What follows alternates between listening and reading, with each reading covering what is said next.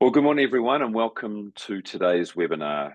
We're introducing the new legislation and pathway recognising products certified overseas. Today's session is exclusive for architects, designers, and specifiers. And as a group, we should all be aware of the government's goal to reduce the cost of construction.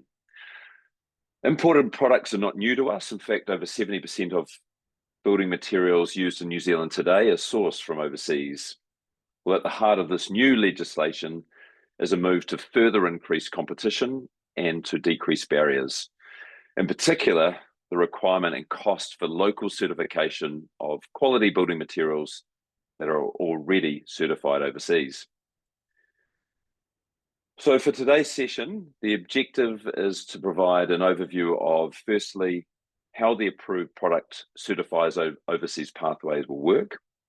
Secondly, what is behind this pathway to reassure you of the mechanics and process that MB have developed. And finally, information on the next steps, and in particular, the timing of the 3 phases which will be used to roll out this pathway, which will go into next year.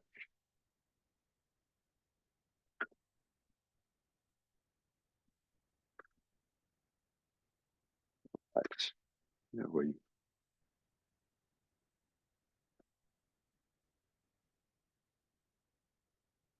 Okay.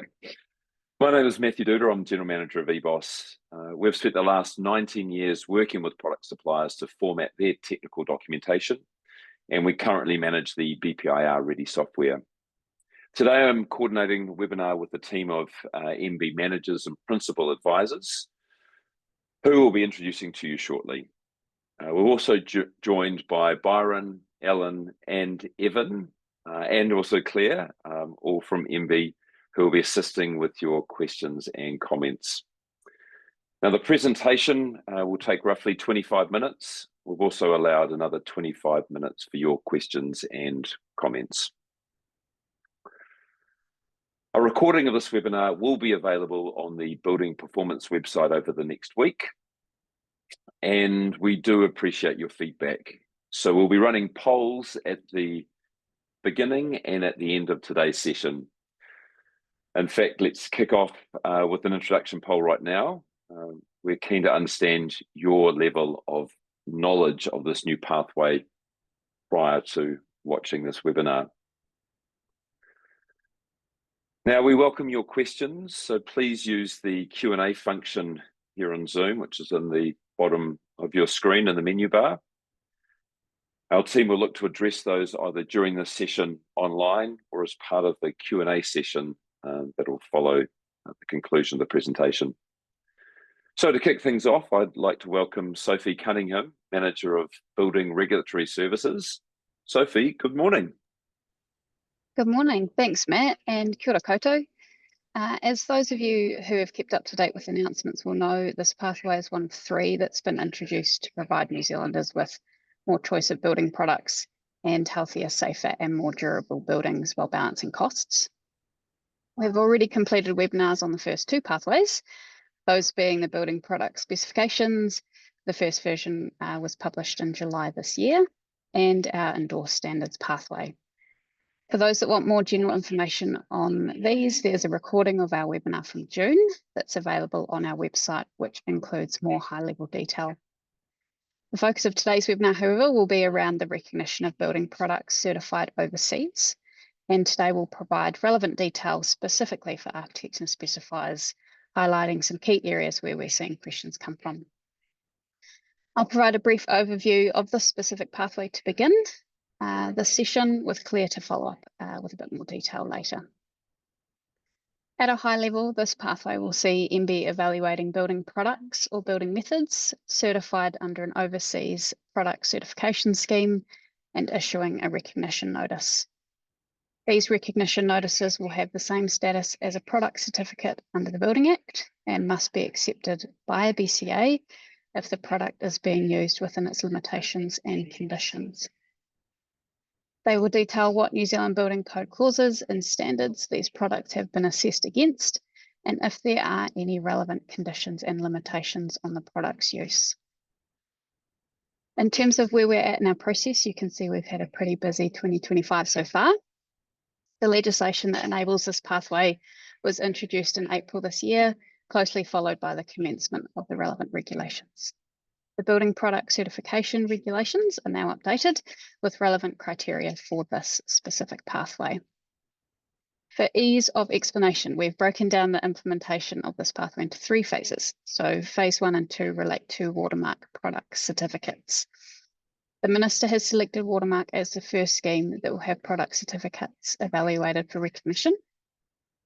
Watermark is referenced in New Zealand Building Code compliance documents for plumbing and drainage, and many of the products and the materials are widely accepted and tested against joint Australia and New Zealand standards.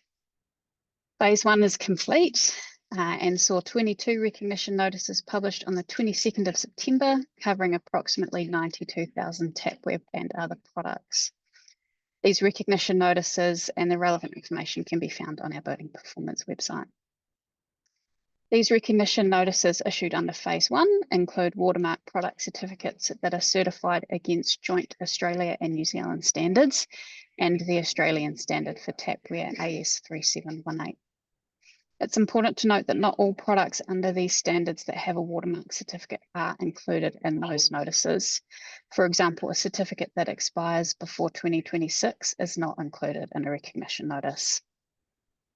We're currently in the early days of Phase 2, and this phase will see the next lot of watermark certificates be recognised, which will include those certified to just Australian standards or watermark technical specifications. This will likely be completed by the end of this year. Phase 3 will be a starting point for other recognitions outside of watermark.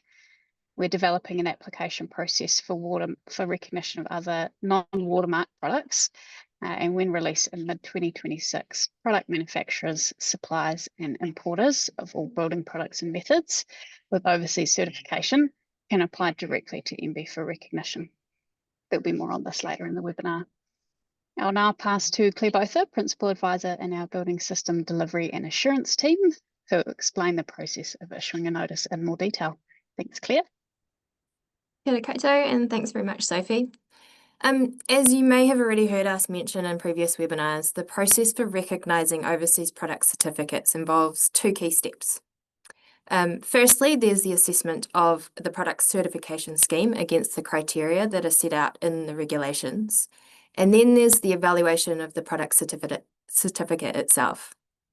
Today, we want to take a closer look at the certification scheme, as we've noticed that there is still some confusion around what they are and how they work.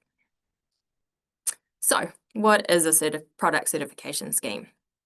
A product certification scheme is a formal process that verifies whether a product consistently meets specific standards or regulatory requirements. It gives assurance to regulators, industry professionals, and consumers that the product has been properly evaluated and is safe, reliable, and fit for purpose. You'll see the key elements of a typical scheme on screen at the moment. So let's start with the accreditation body. This is usually a nominated organisation responsible for accrediting other organisations, and they're commonly referred to as conformity assessment bodies, or CABs for short. For simplicity, I'll stick to CABs throughout. For this pathway, the accreditation body must belong to an internationally recognised organisation, such as the International Accreditation Forum. And they also must accredit CABs to an appropriate standard, like 17065. You can think of it as a cascading set of assurance requirements designed to ensure that every part or every party involved is doing what they're committed to do.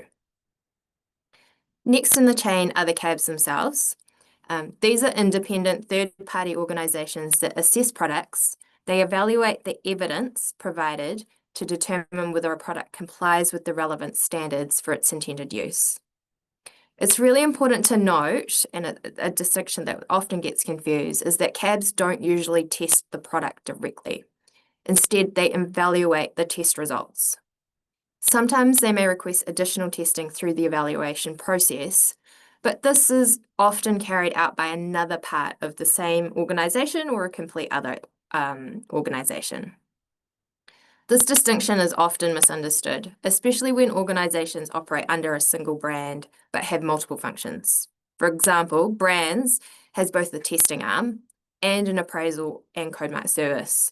One of the key requirements of a certification scheme is that conflicts of interest and impartiality are really well managed so that the evaluation of that product itself remains independent. Certification schemes often work alongside local legislation and standards like ISO 70065, and this ensures that cabs have robust policies, procedures, and systems in place and that they're properly implemented. Another really important note is that certification isn't a one-off event. Certified products are monitored on an ongoing basis to ensure they continue to meet those requirements. So this might involve manufacturer audits or checks to confirm that installation methods and technical documentation are still current and correct. Now, you might be wondering, if a building product is already certified by a trusted overseas third party, why does it need to be recertified or appraised locally? Well, this really goes to the heart of our new legislation. The intent is that MB will be able to evaluate both the Overseas Product Certification Scheme, which we don't currently do, and the product certificate. And then we issue that recognition notice. So this notice confirms that the product's performance, as stated on the Overseas Product Certificate, meets the minimum requirements of the New Zealand Building Code. To begin with, we've focused on one particular scheme, the Australian Watermark scheme, and this has allowed us to test the process and simplify our implementation for the industry. In future, this approach will be expanded to cover all different product categories. So how does this actually work in practice? There are product certification schemes operating all around the world. These schemes evaluate and certify products based on their own rules and standards. Once a product meets those requirements, a product certificate is issued by a CAB, that's a conformity assessment body, and ongoing monitoring begins. So when someone applies for a product evaluation through the new Overseas Building Product Certifications pathway, MB checks several criteria. One is the product certification scheme accredited to an appropriate standard by the recognised accreditation body? Does the scheme itself have robust processes in place? And importantly, do those processes cover how the scheme evaluates, certifies, and monitors products and methods? We also look at whether the scheme ensures its staff and certifiers act independently, professionally, and with integrity. These checks are essential to ensure that the overseas certification scheme is trustworthy and that the product certificate can be relied on to meet New Zealand's building code requirements. So let's talk about the output of this process, what we call a recognition notice. As I mentioned earlier, to issue a recognition notice, MB must complete a two-step process. Evaluate the product certification scheme to ensure regulations, and evaluate the specific product certificate issued under that scheme. Once we're confident that the certification scheme meets the criteria set out in the regulations, the next step is to evaluate the product certificate itself. To do this, we look at whether the certificate is accessible, i.e. can it be readily accessed by the public, and that it also contains enough technical detail to enable us to provide a translation of the certified products. Sorry, my lights have gone off. To provide a translation of the certified product's intended use, its compliance with the relevant clauses in the New Zealand Building Code, and any conditions and limitations that need to be part of that recognition. We also check for any warnings or bans on the product and confirm that the certifier's accreditation hasn't been suspended or revoked. Mostly, we need solid evidence that the product or method will comply with the New Zealand Building Code when it is used as intended. Because this is a really technical process, MB may engage technical experts to support the robust and informed decision making. If the certificate meets all the criteria set out in the regulations, we begin the process of formally drafting the recognition notice. Now, it's really important to understand that a recognition notice is a form of secondary legislation. It's just like acceptable solutions or verification methods. And that means when we include product certificate numbers or standards in the notice, it's considered incorporation by reference. As a result, we're required to carry out public consultation, and this gives the sector and the wider public the chance to provide feedback on whether the information in the notice is suitable for recognition. We did this early in September for the products included in Phase 1. Once the consultation closes and we've reviewed all of those submissions, MB will either finalise the notice as proposed, amend the notice to reflect feedback, or in some cases decide not to proceed. If the decision is to proceed, the Minister for Building and Construction is required to table the notice in Parliament. And once that's tabled, the notice is formally confirmed. MB will then publish that notice in the New Zealand Gazette and on a register available on the Building Performance website. Just like other forms of secondary legislation, recognition notices can be amended or revoked. For example, if the product certificate changes or becomes invalid. I'll now pass you to Amanda McCauley, the Principal Advisor and the System Design and Implementation team, who's going to take you through how to use a recognition notice and touch on some of the associated liability settings. Thanks, Amanda. Thanks, Claire, and kia ora koutou. So, as a recognition notice is a deemed to comply pathway, a building consent authority must accept a notice as evidence of compliance with the building code, provided the product has been specified in accordance with its intended use and every limitation and condition stated on the recognition notice is complied with. So in practice, recognition notices have the same weight as a New Zealand Code Mark certificate or a national multi-use approval, more commonly referred to as multi-proof. So here on the screen, I'll take an example from one of our recently published Phase 1 watermark recognition notices. So to use a recognition notice for one of these watermark products, you must first find the product certificate details on the Australian Building Code Board register or one of the CAB registers to ensure the certificate is valid. You can see here on this product certificate that the CAB here is SAI Global, and you should be able to find the details of the CAB on any watermark certificate. So if you want to use the certificate as a deemed to comply pathway, you have to ensure that the recognition notice has the certificate listed on it, including the appropriate version. And as Sophie mentioned earlier, you can find all our recognition notices on our Building Performance website, which is www.building.govt.nz. So on the screen at the moment, you can see an example of one of our watermark recognition notices. Now, this notice clearly states the building code clauses that the evaluation process has verified that it complies with. The notice also outlines the scope and intended use of the product, as well as any relevant conditions or limitations. And you can see here just down at the bottom that this recognition notice has additional conditions to ensure that the product is compliant with our building code. It also notes all the product certificates that this notice covers. And in the case of watermark certificates, the recognition also notes the standard to which the product certificate relates to, and this is a particular feature of the watermark scheme. Now, a really easy way to find out if a watermark certificate is included on a notice is to check what standard it has been evaluated against and then find the recognition notice for that standard. If the certificate is not listed on the notice or it has changed or expired, then it cannot be used as part of the deemed to comply pathway. So if using the deemed to comply pathway for the product, you must ensure that the product is specified in accordance with the recognition notice. And part of the architect or specifier's role is to ensure that all relevant conditions and limitations are met with the specifications along with the stated intended use. Now, MB's recognition notice process may have determined that certain limitations apply to using this product as a deemed to comply pathway. So it's really important to ensure that you check these to make sure that this product is being used as specified on the recognition notice. It's also really important to note that the code clauses specified on a recognition notice are just those that have been able to be validated through the recognition process. Now, this is unlike code mark, where all relevant code clauses have been identified. So there might be other relevant code clauses that are relevant to this product or its intended use that also need to be considered when specifying this product. But as mentioned, the conditions and limitations that are specified on the recognition notice are the ones that you need to pay close attention to.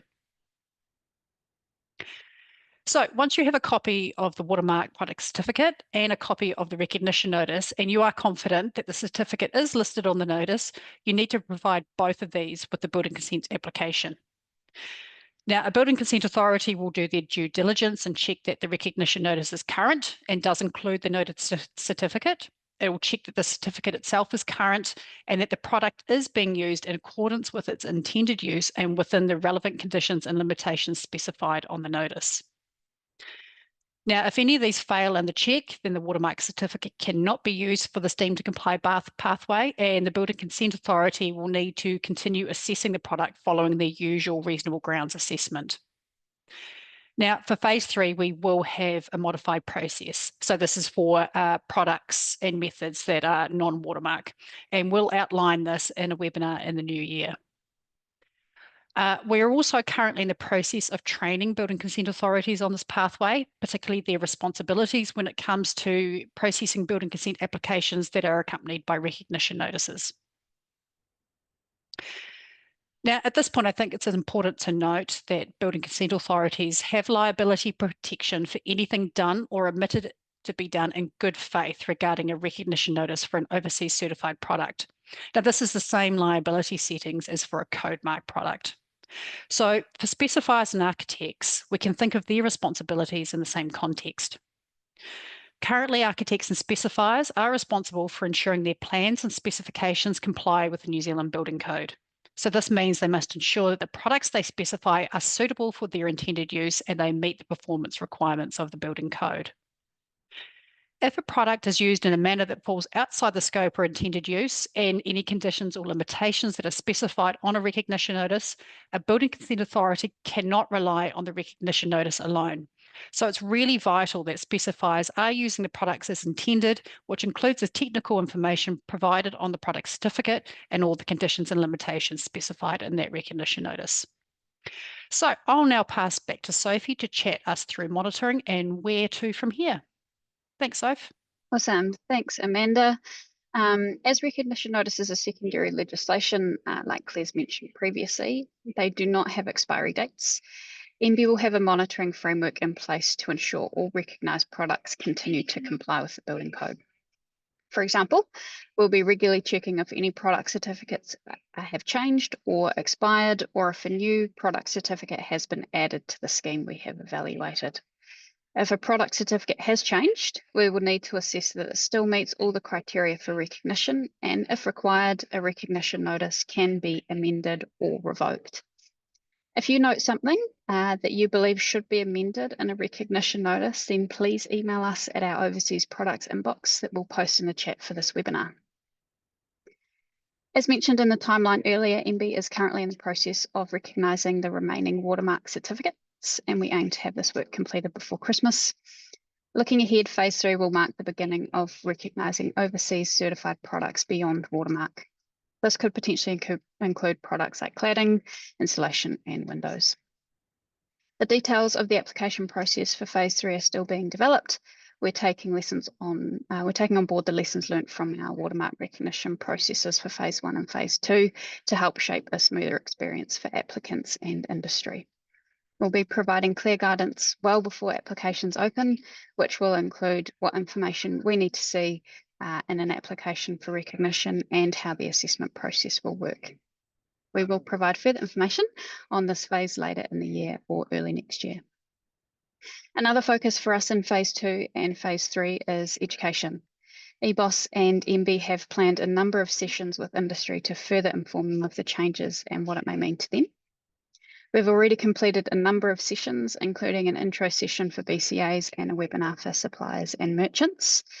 And we still have a number of sessions to complete, including a webinar focused on the watermark recognitions for plumbers and builders on the 16th of October, tomorrow, and a part 2 specialised training session for BCAs on the 22nd of October. I'll now pass back to Matt for question time. Thanks, Matt. Thanks, Sophie. If we can bring the team back on screen. So thanks for sitting through that brief overview. In summary, the Overseas Building Product Certification pathway is now live, and it has a current focus on tapware. This will expand to more complex watermarked products in December, and then midway through next year, there'll be an application process set up for all other building product categories. So by the end of next year, you should start to see products using recognition notices as a compliance pathway. Now, let's get into a few of your questions. Again, thanks for those of you who have already put questions into the Q&A, and for those of you with further questions, please put those in now. Firstly, why was watermark selected initially? Claire, do you want to just give us again a brief background here? Sure, no problem, Matt. Yeah, so watermark was selected as because Australia, which has a really similar regulatory environment to New Zealand, already mandates watermark certification for specific plumbing and drainage products. Many of the watermark certificates are also already widely accepted here in New Zealand. So this has allowed MB to take a really measured approach in implementing this new deemed to comply pathway and providing that additional assurance to for those watermark certificates for use here in New Zealand. Thanks, Claire. Moving on, I'll stick with you, Claire. Will there be some recognition notices that don't reference all code requirements? Yeah, that's another really good question. Amanda kind of touched on that a little bit earlier, but for those of you who are familiar with a code mark certificate, you'll know that those certified products need to be certified to all relevant building code clauses, or sorry, all building code clauses relevant to the intended use. The recognition notices, however, offer a slightly different pathway. And as Amanda already mentioned, there are some limitations to those recognition notices. So one, that they're scheme specific, meaning that MB has to evaluate and recognise over certification scheme. And then secondly, that scope of recognition is really tightly defined. So the notice will specify the intended use, the relevant building code clauses and any conditions and limitations. But those building code clauses that we can note on that recognition will be really dependent on the information that the certificate has and the information that we can evaluate and validate. So there may be limitations to the building code clauses that are different to what you would normally see on a code mark certificate. Yeah. Thanks, Claire. Actually, I'll go to Amanda next. So just thinking about other compliance pathways like brands and also code mark. For a recognition notice, will it contain information about the New Zealand importer and supplier? i.e., will we know who has actually made the application and received the recognition notice? Yeah, good question, Matt. So recognition notices will contain the details of the product certificates and potentially any standards that those products have been evaluated against. So we're only really using publicly accessible information because those product certificates need to be publicly accessible for us to be able to do an evaluation on that certificate. So there won't be any information around the applicant or the supplier or importer. It's focused solely on the product certificate and any of those details that are related to that, such as the certificate numbers and any models that fall under that product certificate. Great, Amanda, I'll stick with you for the next question. It's about the consultation period. So we mentioned we had a very short one for phase one. So this is obviously a chance for public and industry to actually see what recognition notices are being proposed and the conditions of those. So can you just give us an idea of what that recognition notice period kind of looks like? So how much time industry have to be able to provide feedback? Yeah, sure. So we are required to provide a reasonable time for people to provide feedback when we do public consultations.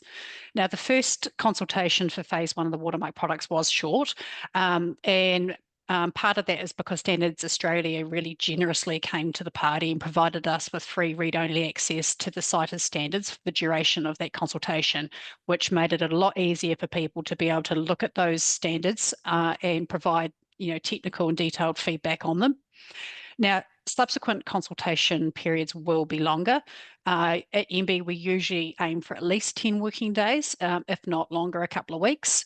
So we have enough time for people to provide feedback, and that will be the process going forward. So as mentioned, we're in the stages of the phase 2 of evaluations of watermark product certificates at the moment, and we're aiming to open consultation on that probably at the end of this month, and that will run for a couple of weeks. I should note, though, that we're probably not going to get free access to international standards for these consultations, but many of these products in phase 2 of watermark are products that have been certified against watermark technical specifications, and these are publicly accessible. So if you really want to get into the detailed nitty-gritty of those, you'll be able to access those. Great, thanks, Amanda. Sophie, I'm going to go to you next. Mentioned MB may use technical experts to help with the evaluation of these overseas certificates. So a question really is around, how do you select technical experts for a wide range of categories that you're going to have to be sorting out applications for or assessing for? Yeah, sure. Thanks, Matt. And it's a really good question. And I think, as Claire's alluded to in her part of the webinar, selecting external experts for this process is really important, and we need to do it right. So technical experts may differ depending on the product category or the scheme that we're evaluating for recognition. At least in some sense, all TAs will need to be familiar with the New Zealand Building Code and assessing to relevant standards, to New Zealand conditions, etc. But it's likely that when selecting technical experts, we'll look at their relevant experience, and that will likely be in line with the product or the scheme that we're evaluating at the time. Thanks, Sophie. Can I just stick with you? Sure. Just what's the process for evaluating products to ensure they're suitable for our building code and also our climate? Yeah, good question. So I think it's probably multi-answered. Probably the main thing is following on from my previous comment about technical experts. So we'll make sure that the technical expert aspect is an important part of that process. I think, as Amanda and Claire have touched on as well, and I think we've said the word conditions and limitations quite liberally in this webinar, that will be an important part of the recognition process as well. So if there is something that we don't have assurance for, we won't include it on a recognition notice. And if there are particular conditions and limitations that need to be applied to part of our evaluation, we will make sure that they're included on the notice as well. Cool, thank you. Amanda, I'm going to go to you next. A question here, won't this just slow down council processing time and create more work all round? Well, the answer is no. This is supposed to be this is a streamlined deemed to comply pathway, but as Sophie has touched on earlier, a key part of the education is working with building consent authorities to understand how this process works, what their roles and responsibilities are when you are dealing with a deemed to comply notice. So we might not have mentioned earlier, but a recognition notice is included in Section 19 of the Building Act, which means that a building consent authority must accept a recognition notice as evidence of compliance with the New Zealand Building Code. So it's set in the legislation that way, but it is our job to make sure that we educate building consent authorities to treat them as such in the same way as other Section 19 notices, which, as Claire mentioned earlier, includes code mark certificates, acceptable solutions and verification methods, and multi-proof approvals as well. So that's our job, and we've got another webinar on the 22nd with BCAs as well to hopefully make sure that this is a nice, easy, streamlined process. Great, Amanda, I'll stick with you. Liability is a big topic. So can you just reiterate, will a BCA be liable at all for relying on a recognition notice? So a BCA has liability protection for anything done or omitted to be done in good faith regarding a recognition notice for an overseas certified product. And again, this is the same as for a code mark product. So they're required to accept a recognition notice as evidence of compliance, and their responsibility is to ensure that the recognition notice and the product certificates are both valid and that the product is being used as intended and according to any conditions or limitations that are specified on the recognition notice. Okay, that's BCAs. What about MB? Will they be liable for failure of a product that relied on a recognition notice? Good question. So MB also has liability protection, but I think it's important to consider the circumstances of a product failure or a potential product failure. So the liability settings remain the same as they are right now for any imported product. So suppliers and importers need to ensure that the products they supply comply with the relevant provisions of the building code if they're installed in accordance with the technical data specifications, etc., prescribed by the manufacturer. So I think the key point here is liability settings aren't changing.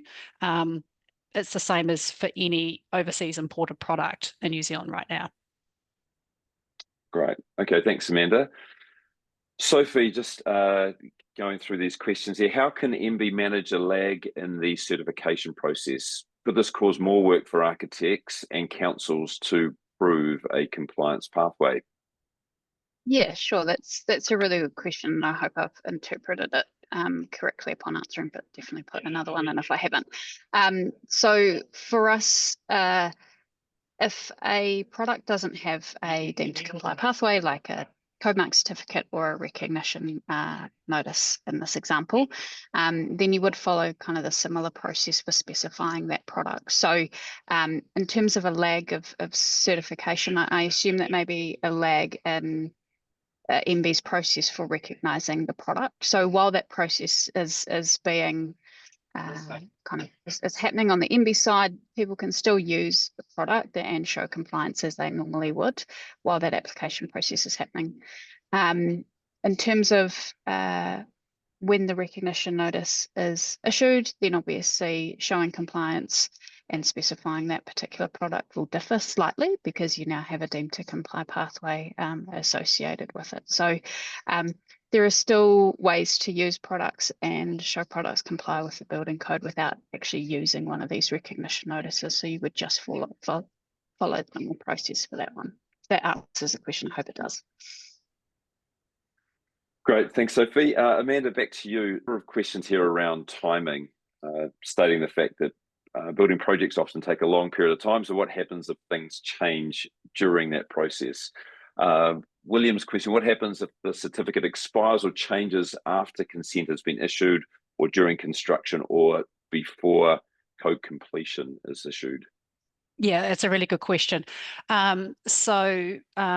We discussed our monitoring framework earlier in the piece, and what we've been doing with our recognitions, particularly with Watermark, and going forward, I think we'll use the same process, is we're looking at product certificates that aren't due to expire in the near future.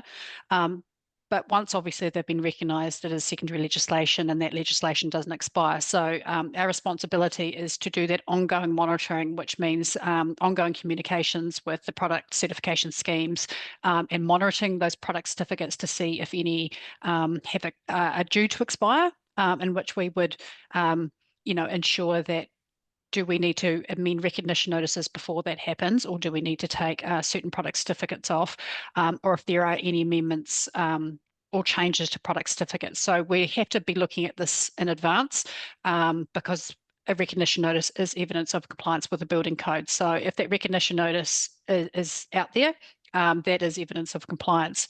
I don't want to sound like a broken record, but this is the same circumstances as a code mark product certificate. So MB's responsibility, if a code mark product certificate changes or expires or is withdrawn, is we need to communicate with BCAs and the sector on any of those changes. So the monitoring of recognition notices from our point of view will be the same.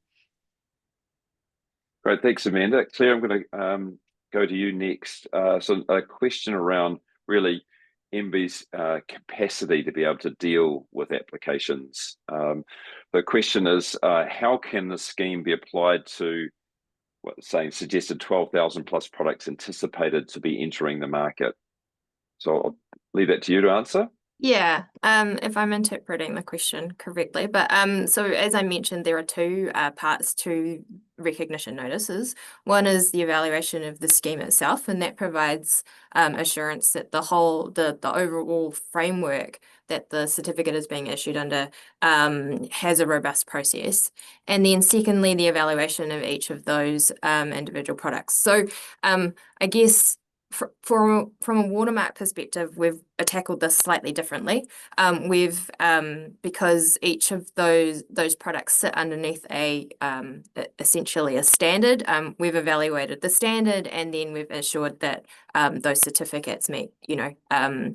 We've reviewed some of those standards, make sure the correct limitations and conditions are met. There will be a different process in the new year in terms of application. Not all of those 12,000 products will necessarily have certification or come from a certified or a product certification scheme, and we'll be providing more detail around that process in the new year. Great, thanks, Claire. Amanda, I'll come back to you. Good question from Robin. TAPs are relatively easy, and the certificates of recognition are relatively lightweight. So what will happen with more complex products such as cladding or windows or linings? Who will provide all of the installation details for these products, and will these also be certified with the product? Yeah, that's a really, really good question. So yes, we have started with, I guess, I wouldn't say more simple, but I guess at the simpler end of products, given that they're already quite watermark products are already readily accepted here in New Zealand. So as Claire mentioned earlier today, that was a good way to test our processes and make sure we're taking a measured approach. When we're looking at more complex products like cladding or insulation from, maybe more unfamiliar overseas jurisdictions, part of the evaluation process is not only getting into quite detail around how we can evaluate that product against the performance requirements of the building code and that it meets or exceeds those requirements. But associated technical information such as installation instructions will be part of this evaluation process because we need to be able to ensure that those products, when used as intended, comply with the building code here. So that will be part of the evaluation process. And I think if there are any specific requirements around installation, they may form part of the conditions and limitations of recognition, potentially, to make sure that they're being used in accordance with our performance requirements. So yeah, those evaluations will be more complex and detailed, and if it's required, we'll be making sure to put parameters around how they should be used in New Zealand to make sure they comply. Great, thanks, Amanda. And I've got a few more questions here to answer, but Nancy, I wonder if we could just put up that final poll. If any people do need to dash away, keen to get your feedback in terms of the value of the information we presented today and level of, I suppose, confidence that you have in the scheme and whether you've got any further questions. So look, we'll continue with the questions, but if you do need to take off at any point, please give us your feedback before you do leave. Jeff, a couple of questions from you, thank you. One of them was, can you put up a link for the plumbing and drainage webinar tomorrow? The content will be very similar to what we've assessed today, but it'll have a different lens on it. It'll be focused towards a builder and plumbing audience. Nancy can give you that link, but I think by attending today, you should get 95% of that content already. Well, Jeff, your second question, Sophie, I'll ask you to provide a response here. Jeff states the legislation was brought in to enable more building products to be introduced to the country and enable specifiers to select cheaper options for building work. Is there going to be an additional cost for the consumer for building consents or any other related areas of the scheme? Good question. Thanks. I think, as you've alluded to, Jeff, in your question, the particular aspect of this pathway is to reduce that cost. So, in short, an application for recognition when we come to phase 3, MB does have the ability to prescribe a fee for the application to get a recognition notice. We kind of still on the fence about whether we do that or not, that'll be part of our kind of development of this phase 3 process. So we do have the provision to do that. In terms of other additional costs to the consumer or at building consent stage, there should be no other additional cost related to using this pathway. Great, thanks, Sophie. Claire, if I can throw the next one to you, what about a product that is being considered for use that is not part of an international scheme, but has been tested to an overseas standard? Yeah, really good question. So this recognition notice is really based on products that are part of a scheme. So those products have to be certified under a scheme. But if they are tested to an overseas standard, we have a couple of other pathways that we've mentioned previously. One is the endorsed standards by the minister, and that provides a little bit of confidence that standards organization is reputable. The second one is the building product specifications, and you might be familiar with that, and hopefully you've also been to some of those webinars. And that building product specification is to enable a more fast-tracked and efficient way of recognizing or citing overseas product standards within the acceptable solutions and verification methods. And so if you have a product that has been tested to an overseas standard, but it's not currently cited, it would be a really good idea to get in contact with the building product specifications team to see whether or not that standard could be recognized or could be cited within that building product specification as an additional pathway. Great, thank you, Claire. Just having a look at some of your feedback here. Final question, are you considering specifying products with a recognition notice in future? 47% of you are unsure, and I think that's understandable. It's a new pathway. Just to reiterate, we'll be providing more information the closer we get, particularly as we lead to phase 3, which is midway through next year. So just to set your expectations, leading up to December, we'll provide an update in preparation for phase 2, which will be those more complex watermark products entering the scheme. And then in the new year, as we start to provide some more information around the structure to the wider use into other product categories.